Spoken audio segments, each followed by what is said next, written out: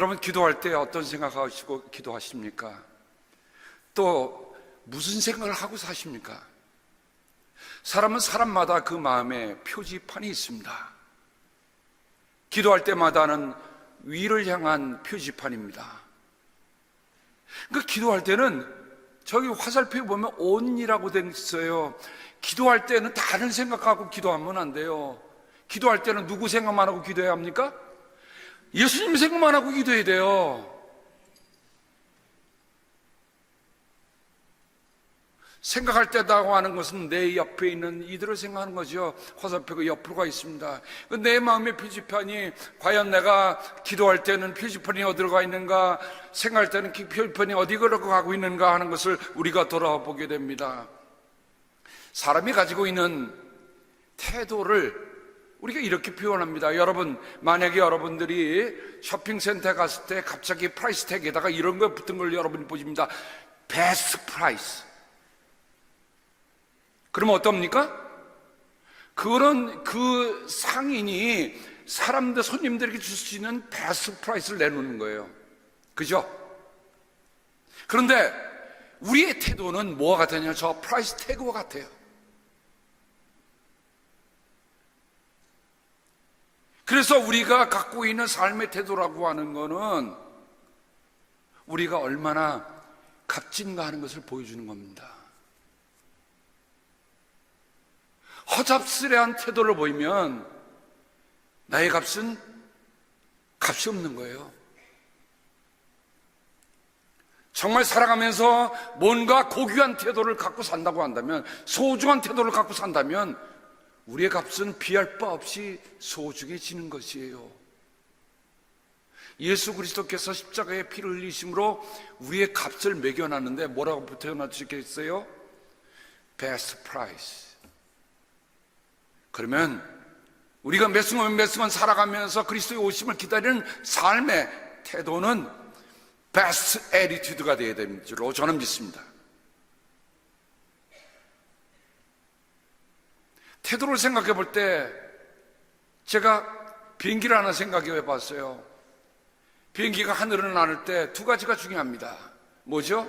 하나는 방향입니다. 아무리 하늘에 길이 없다 할지라도 하늘을 나는 비행기도 길을 향해서 가는 거예요. 또 하나는 비행기는 두 번째 중요한 건 고도입니다. 그냥 땅밑을 가지 않습니다. 굴러가지 않습니다. 비행기는 어느 적정한 고도를 높여서 항해하도록 되어 있습니다. 우리의 태도는 하나님을 향한 마치 비행기 여정과 같아요. 우리가 바르게 가고 있는지, 제대로 높이 가고 있는지 우리에게 뒤돌아보게 합니다. 책의 제목인데 태도, 인생의 가치를 바꾸다. 우리 한 목사님이 쓰신 리더십에 관해서 쓴 분의 책인데요. 맞습니다. 사람의 태도는 인생의 가치를 뒤바꿔놓습니다. 근데 바울이 오늘 말씀 속에 마음에 간직한다고 하는 프로네오라고 하는 이 말은요, 그냥 간직한다는 말이 아니에요.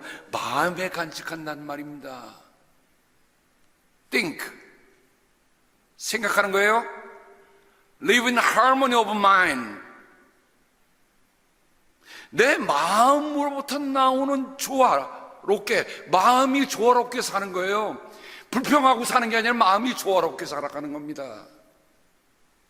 Agree with one another. 다른 사람과 함께 동의하면서 살아가는 거예요.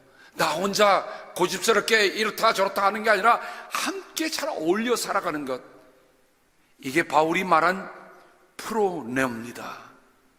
그래서 여기에 몹시 마음을 둘 수 있고 몰두할 수 있고 생각을 가지고 태도를 가진다고 할 때 쓰는 말이 프로네오. 바울이 가졌던 바로 생각, 태도 가리키는 말입니다. 바울이 어떤 마음을 갖고 살아야 되나, 어떤 태도를 갖고 살아야 되나, 어떤 생각을 품고 살아야 하나 할 때 우리에게 딱 걸리는 말이 있습니다. 로마서 8장 5절에 보면 육신에 따라 사는 사람은 육신에 속한 것을 생각하나 성령에 따라 사는 사람은 성령에 속한 것을 생각합니다. 둘 중에 하나예요. 내가 오늘 살아가면서 육신에 따른 생각을 하고 살아가는지 아니면 성령에 속한 생각을 하고 다는지 이 둘 중에 하나입니다. 두 가지 이외에 다른 마음이 없어요.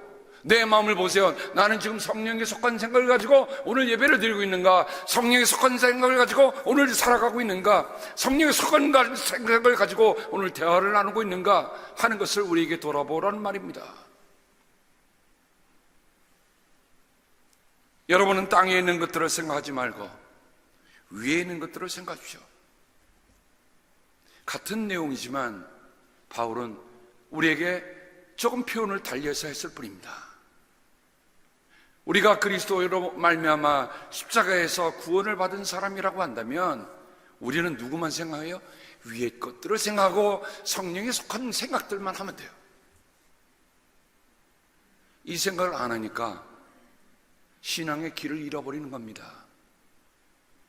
비행기를 난다고 나는데 고도를 놓쳤으니까 비행기가 곤두박질할 수밖에 없습니다. 방향이 없으니까 산에 부딪힐 수밖에 없죠. 추락하는 거예요. 오늘도 우리가 많이 믿는다는 사람이 있지만 믿는다는 사람이 정말 우리의 데스티네이션, 그 우리가 목적지까지 가기 전에 추락하는 모습을 우리는 종종 보게 됩니다. 무엇 때문에 그럴까요? 태도가 바뀌었다는 거죠. 주님 바라보고 그 인생을 걸었던 사람들이 어느샌가 세상의 욕심이 들어와서 세상의 것, 땅의 것에 해서 추락하고 마는 모습을 우리가 보게 됩니다.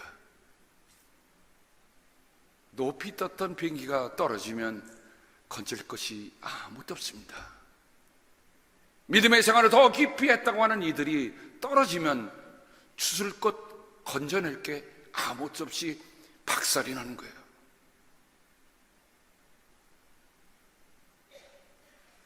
바울이 어떤 생각을 품었는가, 어떤 생각을 품어야 하는가 하는 것을 빌립보서 2장에서 얘기해 줍니다. 그러므로 그리스도 안에서 여러분에게 무슨 격려나 사랑의 무슨 위로나 성령의 무슨 교제나 무슨 동정심과 자비가 있거든. 저는 이 말씀을 대할 때마다 늘 마음속에 생각하는 게 있어요. 그렇죠. 나는 그리스도에게서 받는 격려가 많습니다. 위로도 많고요. 성령과의 코이노니아가 있어요. 동정심, 자비. 이럴 때는 어떻게 해요? 같은 생각을 품어라 라고 얘기해요. 여러분, 한 집안에 있는 식구들이 저마다 다른 생각을 갖고 산다. 한 교회에 있는 성도들이 서로 다른 생각을 갖고 산다. 나라에 있는 국민들이 서로 다른 생각을 갖고 산다. 어찌 되겠습니까?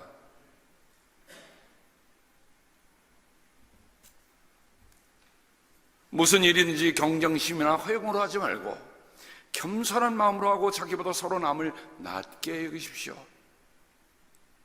또한 여러분은 자기 일만 돌보지 말고 서로 다른 사람의 일도 돌보아 주십시오. 여러분 안에 이 마음을 품으십시오. 이 품는다는 말이 풀어내옵니다. 마음에 품는다고 하는 것은 이런 태도로 산다는 것을 얘기하는 거예요. 그러면 오늘 우리의 마음에 품고 사는 게 뭘까? 그게 태도와 같은 말이란 뜻입니다. 빌립보서를 더 읽다 보면 바울은 어떤 태도를 갖고 무엇을 품으며 살아가고 있는가 하는 것을 분명히 얘기해 줍니다. 그런 누구보다도 자신의 모든 것을 다 그리스도에게 드린 사람입니다. 그가 꿈꿨던 건 뭘까요? 그가 바랬던 건 뭘까요? 내가 그리스도와 함께 죽고 그리스도와 함께 산다고 하는 십자가와의 부활의 신앙이 그의 신앙의 중심이었어요. 그래서 나는 어떻게든지 난 그리스도의 부활에 이르고 싶습니다 하는 그 꿈을 갖고 살았습니다.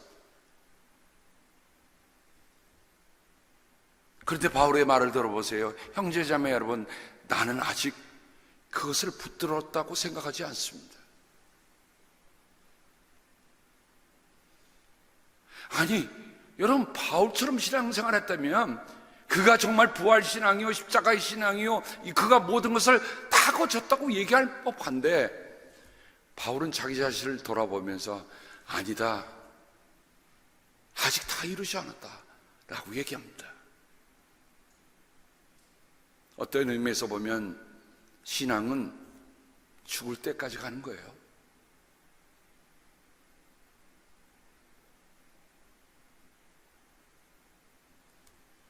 내가 하는 일은 오직 한 가지입니다.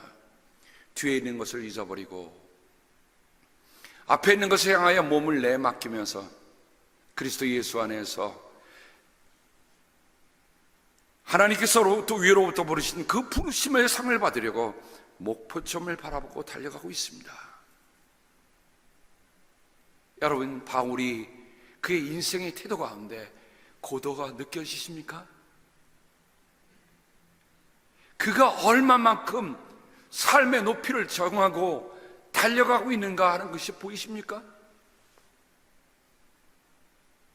그런 목표점이라는 분명한 방향이 있을 뿐만 아니라, 그리고 우리에게 권해줍니다. 그러므로 누구든지 성숙한 사람은 이와 같이 생각하십시오. 풀어내요.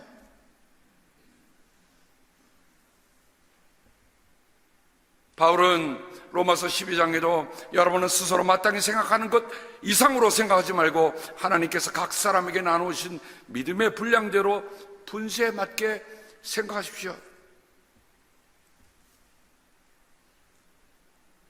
연말이 되면 목회자는 여러 가지 기도를 많이 하게 되지만 새로운 오는 한 해를 어떻게 맞이해야 될까? 어떻게 성도들과 함께 할까? 하는 걸 가지고 기도하게 됩니다. 어떤 이들이 정말 하나님의 뜻에 맞게끔 함께 일을 할 수 있을까?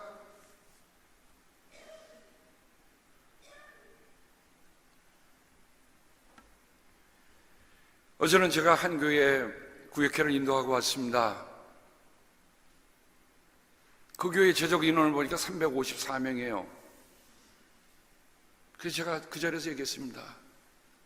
여러분, 354명인데 여러분이 지어놓은 성전은 너무 큽니다. 여러분이 2019년도에는 저절의 출석 인원을 몇 명으로 하시겠습니까? 그랬더니 권사님 한 분이 500명이요 그러더라고요. 자, 그러면 여러분 500명을 놓고 제가 내년도에 다시 구역해 오면 500명이 이루어졌음을 보고하고 감사하고 기뻐하십시다. 우리 혼자 믿는 거로 족하지 말고 믿지 않는 이들에게 전도하여서 그들을 이 성전을 채우는 일은 우리 주님께서 우리에게 맡기신 소중한 일입니다. 그럼 그 얘기를 하면서 제 스스로에게도 얘기했습니다. 우리는 지금 200명 조금 못 되니까 내년도 100명 목표로 할까요? 왜 그 교회보다 믿음이 적습니까? 몇 명으로 할까요?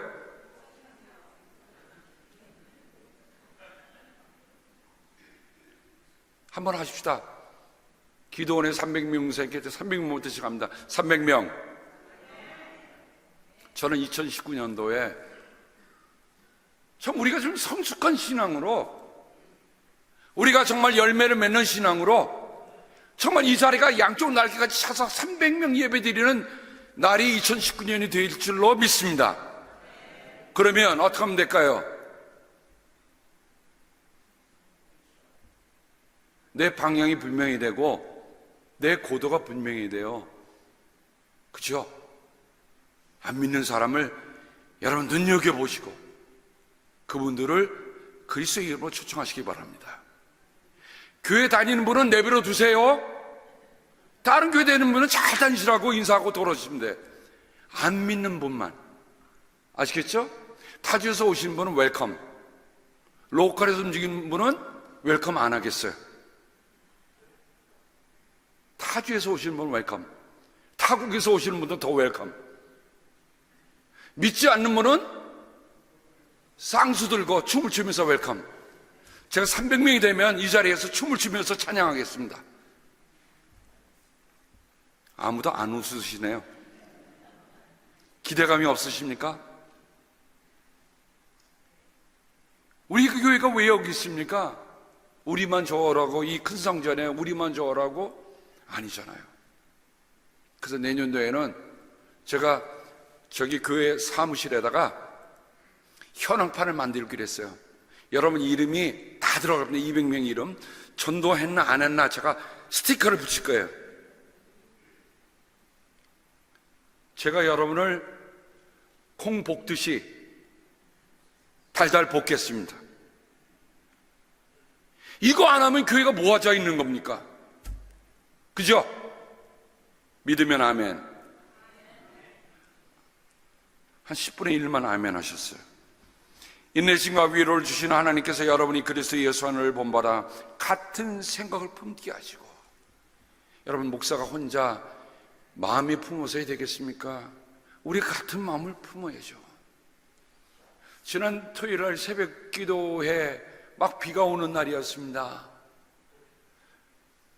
근데 갑자기 우리 성도님 한 분이 성전에 들어오시는 거예요. 목사님 꼭 보여드릴 게 있습니다. 예? 가슴이 좀 덜컥하는 거예요. 뭐 꼭 보여드릴 게 있다고 그래서 이게 또 무슨 사고 났나 갖고 끌려갔습니다. 조금 나가다가 갑자기 뒤를 돌아보세요. 그런데 갑자기 우리 교회 성전 위로 뭐가 있어요? 무지개가.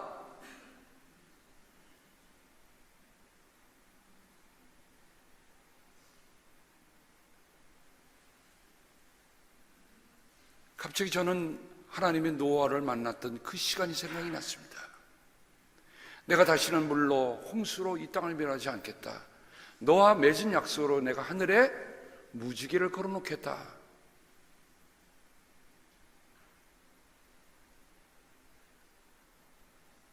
저는 말로 표현할 수 없는 감사한데, 저 사진이 좀 부족해갖고 사실은 저 무지개 위에 무지개가 하나 또 올렸습니다. 쌍무지개. 그러면 우리 교회는 이제 더블로 되는 거는 시간 문제다. 저는 이렇게 참 고지식하게 믿습니다. 저는 이렇게 무지하게 믿습니다. 근데 하나님이 무지하게 믿는 저를 무지무지하게 사랑해 주십니다. 믿음은요 따지는 게 아니에요. 믿음은 무지하게 믿으면 주님이 무지무지하게 사랑해 주신 줄로 알고 가는 거예요. 은혜에 동참한다는 말, 저 무지개를 보면서 노아는 하나님의 언약을 늘 생각했을 것입니다. 오늘도 무지개 걸리면 우리는 하나님이 노아가 맺은 언약을 생각하는데, 바울은 은혜에 동참한 사람들이라는 말을 오늘 말씀 속에 쓰고 있습니다. 내가 여러분 모두를 이렇게 생각하는 것은 나로서는 당연한 일입니다. 내가 여러분을 내 마음에 간직하고 있기 때문입니다. 여러분 모두는 내가 갇혀있을 때나 복음을 변화하고 입증할 때 내가 받은 은혜에 동참한 사람들입니다. 코이노노스, 코이노니아는 말에다가 그걸 명사형으로 바꾸고 그다음에 투게더라는 말을 함께 붙인 말입니다. 그래서 그게 파트너가 된 거예요. 시작 성경에 딱 4번 이 파트너라는 말이 기록되고 있습니다. 고린도전서 9장 22절에 보면 믿음이 약한 사람들에게는 약한 사람들을 얻으려고 약한 사람이 되었습니다. 나는 모든 종류의 사람에게 모든 것이 다 되었습니다. 그것은 내가 어떻게 해서든지 그들 가운데 몇 사람이라도 구원하려는 것입니다. 사도 바울은 자신의 삶은 고집하지 않았어요. 어떻게? 믿음이 약한 사람에는 약하게 맞춰줬고 강한 사람에는 강하게 맞춰줬습니다. 그게 시코이노노스예요. 나는 복음을 위하여 이 모든 일을 하고 있습니다. 그것은 내가 복음의 복에 동참하기 위함입니다. 바울은 복음의 복에 동참하고 있었어요. 예수 안에서, 여러분의 형제의 예수 안에서 환난과 그 나라와 인내에 여러분과 더불어 참여한 사람인 나 요한은 하나님의 말씀과 예수에 대한 증언 때문에 반말하는 삶에 갇혀 있게 되었습니다. 요한계시록을 여는 말 가운데 시코이노노스라는 말이 여기도 쓰고 있는 거예요. 그 사도 바울과 사도 요한은 하나님의 은혜에 동참하고 하나님의 고난에 동참하고 인내에 동참했던 사람인 것을 우리가 볼 수 있어요. 그래서 그들이 전한 복음이 오늘 우리에게도 생생하게 담겨져 우리에게 전해져 오는 것입니다. 사진 한번 보겠습니다. 로마 카타콤에서 찍은 사진입니다. 그 가운데는 그리스도스를 가리키는, 여러분 XP라고 하지 마세요. PX라고 하지도 마시고 키로, 크리스토스의 첫 헬라어의 앞자입니다. 그 다음에 그 양옆에는 알파와 오메가가 붙어 있습니다. 아마 오래전에 그 지하 묘소에서 세상을 떠난 이들을 생각하면서 누군가 새겨놓았을 일인데, 그 사람에게는 뭐예요? 그리스도가 그의 시작이요 그의 마지막이라는 것을 고백해주고 있는 말입니다. 여러분, 만약에 우리가 세상을 떠날 때 우리의 묘지석에 뭐라고 기록되어 있으면 좋겠습니까? 저는 저걸 보면서 만약 내가 묘지가 있다면 정말 예수가 내 삶의 시작이요 내 삶의 마지막이다 라는 말을 붙이고 싶어요. 알파 오메가, 그 안에 십자가. 여러분, 믿음이 누구 때문에 시작했습니까? 그리스도 때문에 시작했습니다. 누구 때문에 우리의 믿음을 완성할 수 있습니까? 그리스도 때문에 완성할 수 있어요. 그리스도 없는 우리의 인생의 시작과 인생의 끝은 있을 수 없습니다. 그래서 바울은 오늘 빌립보서 1장 6절에서 선한 일을 우리 가운데서 시작하신 분께서 그리스도 예수의 날까지 그 일을 완성하시리라고 나는 확신합니다.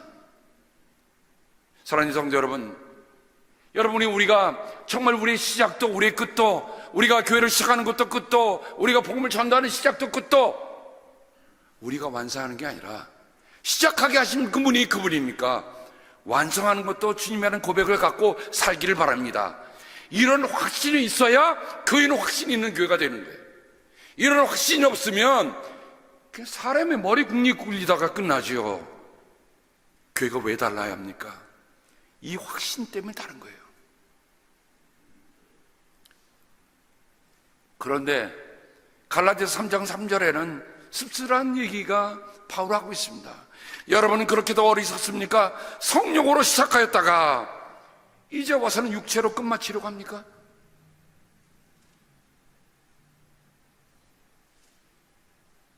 참 가슴 아픈 얘기 아닙니까? 어떻게 성령으로 시작했는데 육체로 마친다?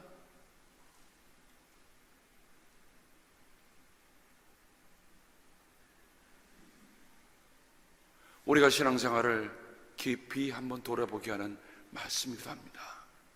하나님, 나의 시작을 하게 하신 분이 주님이시라면 내가 그 일을 다 완성할 때까지 하나님 함께 해주시오라고 하는 기도가 우리에게 있어야 될 거예요.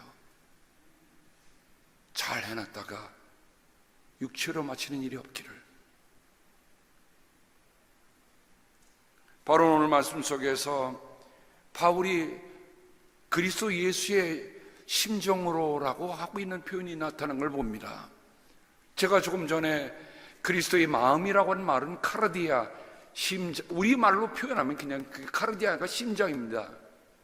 그런데 예수 그리스도의 심정이라는 말은 다르게 쓰고 있습니다. 그게 스플랑크논입니다. 헬라 사람들은, 또 유대 사람들은 사람의 가장 깊은 속을 가리킬 때 바로 스플랑크논이라고 얘기했습니다. 여인에게 표현한다면 그 여인에게는 자궁이 가장 깊은 속입니다.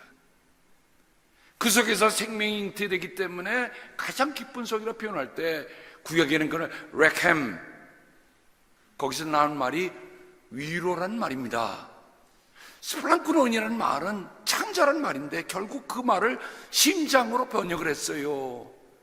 옛날 사람들은 심장, 이게 아니에요. 뱃속이에요. 예수 그리스도의 심정으로, 스플랑크논이라는 말은 애타는 마음, 사랑, 애정, 동정심, 깊은 자비를 가리킬 때 쓰는 말입니다. 그 그리스도 예수의 심정이라는 말은 사도 바울이 정말 그리스도로부터 받은 은혜를 깊이 생각해 보니까 정말 나 같은 괴수죠, 죄인의 괴수를 사랑하신 그 사랑이 너무도 크니까 그 사랑을 늘 생각하고 사는 거예요. 생각하고 생각할수록, 엎드려서 기도하면 기도할수록 끌어오르는 거는 그분의 사랑이란 말이죠. 그래서 바울은 신앙생활하면서 점점 예수님의 마음을 닮아간 거예요. 예수님의 심정을 알아간 거예요. 그래서 편지에 내가 그리스도의 심정으로 여러분 모두를 얼마나 그리워하고 있는지는 하나님께서 증언하여 주십니다. 저는 이보다 더 가득한 표현을 찾을 수가 없어요.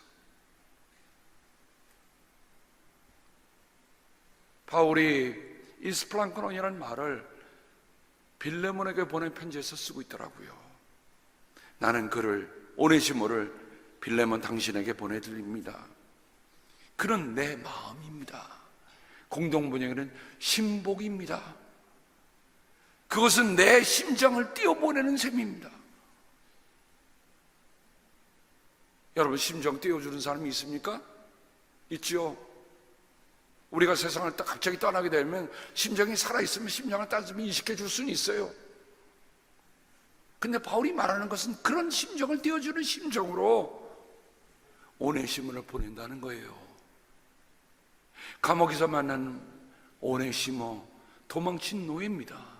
그에게 그리스도의 복음을 전하면서 그리스도의 사람으로 만들어가면서 바울은 그를 단순한 그리스도를 만난 게 아니라 믿음의 아들로 만들어갔어요.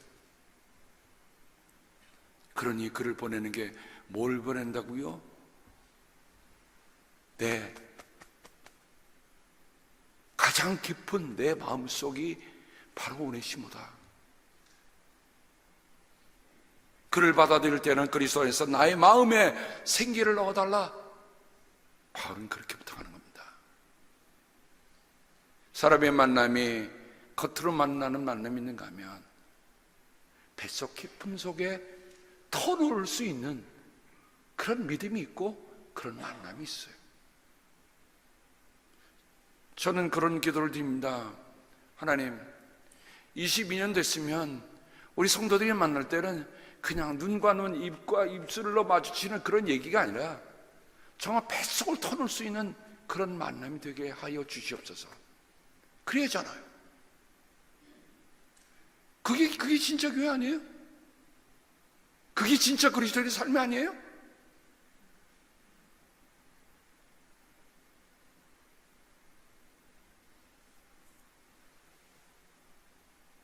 기도할 때마다, 생각할 때마다 태도와 기도는 함께 가야 합니다. 딸리 갈 수 없어요. 그래서 바울은 편지 속마다 기도할 때마다 기도할 때라는 말을 쓰는데 그 말을 왜 썼을까요? 바울은요 온 성도를 자기의 뱃속으로 품으며 하나님께 기도하고 있었다는 것을 우리에게 얘기해 주는 겁니다.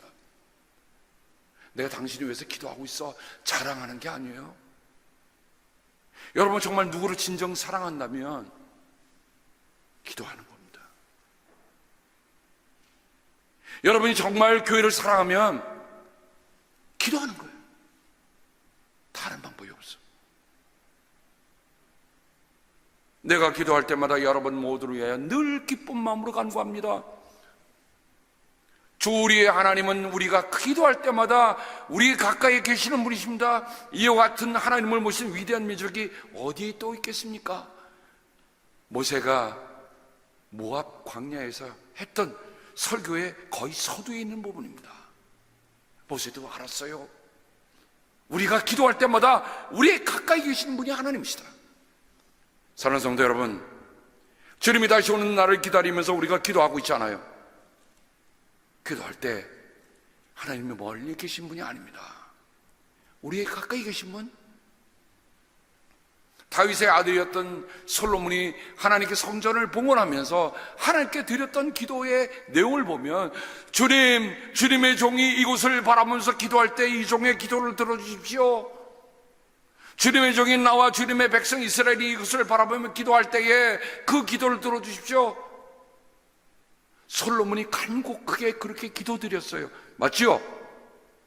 그런데 불사 우리가 존경하고 우리가 정말 흠모하고 우리가 본받을 만한 믿음의 삶을 끝까지 완주했는가? 아닙니다. 아니에요. 솔로몬과 그 백성이 이처럼 기도하는 것을 하나님 앞에 기도하고 기도할 때 하나님이 가까이 계시다는 걸 알았더라면, 실감하여 살았더라면 한 번만 생각했더라면, 잊어버리지 않았더라면 나라는 두동강하지 않았을 것입니다.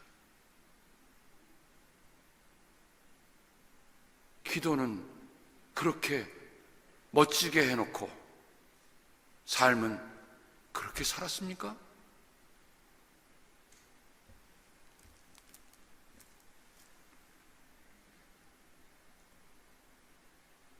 바울은 로마 교회를 향해서 또 각 교회마다 정말 이 기도할 때마다라는 말을 여러분이 앞으로 바울의 서신을 대하면 꼭 바울이 생각하고 기도하고 생각하고 살았구나 하는 것을 잊지 않으시기를 바랍니다. 성 어거스틴 어머니 모니카가 이런 유언을 남겼죠. 내 몸뚱이야, 어디다 묻든지 그 일로 조금도 걱정들 말거라. 한 가지만 너희에게 부탁한다. 너희가 어디 있든지 주님의 저단에서 날 기억해다오.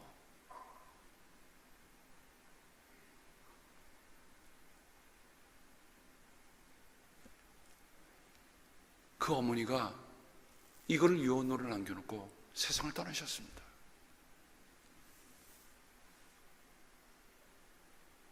내 몸뚱이 어디에 묻히는 게 무슨 소용이 있겠느냐? 그 무덤에 찾아와서 엉엉 울지 말고 주님의 제단에 나갈 때마다